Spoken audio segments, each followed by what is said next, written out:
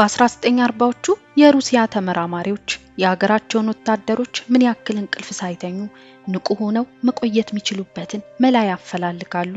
ጊዜው የሁለተኛ ዓለም ጦርነት ወቅት በመሆኑ ሀገራቸውን ይበልጥ አስፈሪና አደገኛ ለማድረግ የታለመ ሐሳብ ነበር። በዚህም በገዛ ወታደራቸው ላይ መከራውን ከማድረጋቸው በፊት በተለያዩ ምክንያት በእስር ላይ ያሉትን ሰዎች መመልመል ይጀምራሉ። በጦርነት ከተማረኩ ሰዎች መካከል 5 እስረኞችን መርጠው መከራውን ለማድረግ እንቅስቃሴ ይጀምራሉ። ከ5ቱ እስረኞች ጋር የነበራቸው ስምምነት ለተከታታይ ቀናት ሳይተኙ ነቅተው ማሳለፍ ከቻሉ በነፃ እንደሚሸኟቸው ይገልጹላቸዋል። ለእስረኞቹ የቀረበላቸው ስምምነት እያሳለፉ ከሚገኙት የስቃይ ህይወት ነፃ የሚያወጣቸው እንደሆነ እንጂ የነገሩን አደገኝነት ባለመረዳታቸው ለሐሳቡ እሺታቸውን ገለጹ። በዚህም ስምምነት መሰረት አደገኛው ሙከራ በይፋ ተጀመረ። 5ቱ እስረኞች ወደ አንድ ክፍል እንዲገቡ ተደረገ። እንዳሁኑ ጊዜ በክፍሎቹ ላይ በሚገጠም ካሜራ ሳይሆን በውስጡ ባለ አንድ ትልቅ ማይክሮፎንና ከመስታወት በተሰራ አነስ ያለ መስኮት መሳይ ቅርጽ ባለው ክፍተት ውስጥ ያሉትን ሰዎች ለመከታተል ተዘጋጀ። እዚህ ክፍል ውስጥ ምንም አይነት ነገር እንዳይገባ ሙሉ በሙሉ ዝግ ነበር። ነገሮች ባሰቡት መሰረት የተዘጋጀላቸው ተመራማሪዎቹ እንቅልፍን ከአይን ጨርሱ የሚያጠፋውን ጋዝ ወደ ክፍሉ መልቀቅ ጀመሩ። ይህ ጋዝ እንቅልፋቸውን ሙሉ ለሙሉ በማጥፋቱ በክፍል ውስጥ ያሉት እስረኞች ሳይተኙ አንድ ቀን አሳለፉ። በቀጣይም ቀን ንቁ ሆነው ውለው አደሩ። እስከ 3ኛው ቀን ድረስ እምብዛም የተለየ ነገር ሳይታይባቸው አለፈ። በቀጣዩ ቀን ግን በተወሰነ መልኩ ለየት ያሉ ነገሮች መስተዋል ጀመሩ። ከዚህ በፊት ተረጋግተው ሲያወሩት የነበረው ወሬ በጩኸት በተሞላ ድምጽ ማውራት ጀመሩ። በማይክሮፎኑ አማካኝነት የሚሰማው ድምጽ ከዚህ በፊት ስላሳለፉት ህይወት የሚያማርርና በዛ ክፍል ውስጥ መገኘታቸውን እየጠሉት እንደመጡ የሚገልጽ ነበር። አሁንም ግን ተመራማሪዎች ማወቅ የፈለጉት ጥግ ላይ ባለመድረሳቸው መከራውን ማቆም አልፈለጉም ነበርና በቀጣይ ቀንም ይቀጥላል። በ6ኛው ቀን እርስ በርስ ሲያወሩ የነበሩት ሰዎች ወሬያቸው ጩኸታቸው ከነጭራሹ ጠፋ። ሁሉም በተለያየ ቦታዎች ተበታትነው ተቀምጠው በተራ ተራ እየተነሱ ወደ ማይክሮፎኑ ተጠግተው የሆነ ነገር ያንሹካሹካሉ።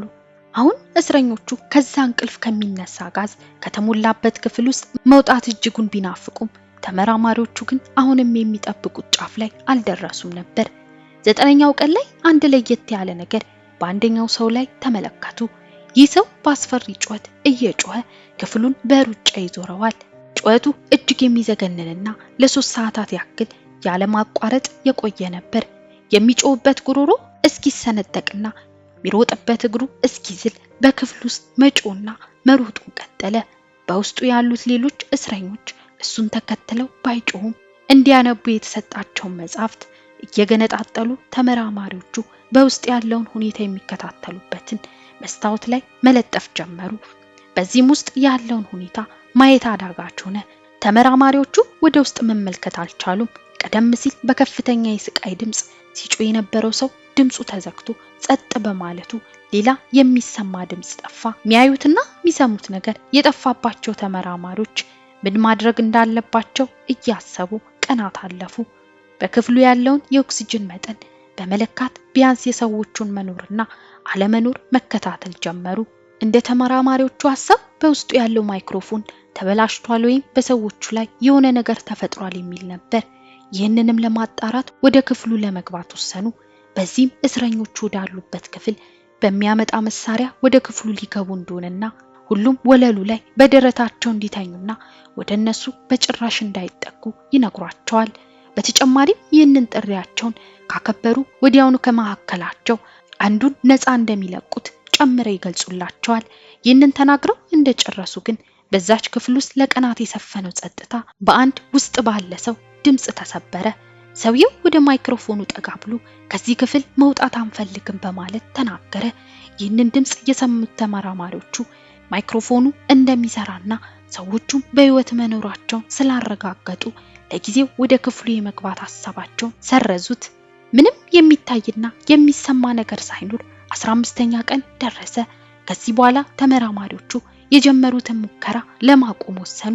የሰው ልጅ እስከ 15 ቀን በጭራሽ እንቅልፍ ባይኑ ሳይዞር ሊኖር የሚችለውን ውጤት ለማየት በጉጉት ውስጥ ሆነው ስራቸውን የማጠናቀቅ እንቅስቃሴ ጀመሩ። በውስጡ የነበረውን ጋዝ በአዲስ ጤናማ አየር ሲተኩት ግን አሁንም ጸጥ ያለው ክፍል ድምጹን ማሰማት ጀመረ። እባካችሁን አየሩን አትቀይሩት፣ የበፊቱን አየር መልሱልን የሚል የተማጽኖ ድምጽ ከውስጥ ማይክሮፎን ውስጥ መሰማት ጀመረ።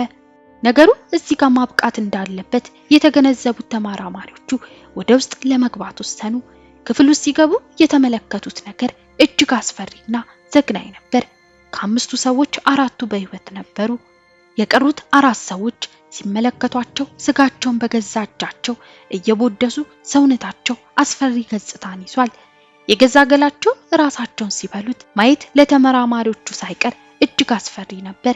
አሁንም ከክፍሉ መውጣት ማይፈልጉት እስረኞቹ የበፊቱን ወደ ክፍሉ የሚለቀቀውን አየር እንዲመልሱት መለመናቸውን ቀጥለዋል። ነገር ግን በግድ እንዲወጡ ወታደሮቹ ወደ ክፍሉ ገቡ።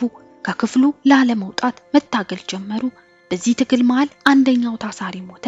በዚህም ከአምስቱ ሶስቱ ቀሩ። ሶስቱን ሰዎች በመያዝ ወደ ሆስፒታል ተወሰዱ። ከሶስቱ እጅግ የከፋ ጉዳት ደርሶበት የነበረው ሰው በፍጥነት ወደ ቀዶ ጥገና ሕክምና ክፍል አመራ። በዛ የከፋ ሁኔታ ውስጥ መሆኑ ወደ መርዛማው ክፍል እንዲመልሱት ይለምናቸው ነበር። ለቀዶ ሕክምና ይረዳው ዘንድ የተሰጠው ማደንዘዣ ለረጅም ቀናት እረስቶት የነበረው እንቅልፍ ውስጥ ከተተው። ነገር ግን ዳግም አልተነሳም ነበር። በዛው ህይወቱ አለፈ። ሌላኛው እስረኛ ቀደም ሲል በከፍተኛ ጩኸት ከመጮህ የተነሳ ጉሮሮ ተጎርቶ መናገር ማይችለው ነበር። ይህም ሰው በፍጹም ሕክምና እንደማይፈልግ አንደበቱ ባይናገርም በሰውነቱ ትግል ለማሳየት ይሞክር ጀመር። እሱም ግን ለአንድ የወሰደው እንቅልፍ እስከ ወዲያኛው ይዞት ሄደ።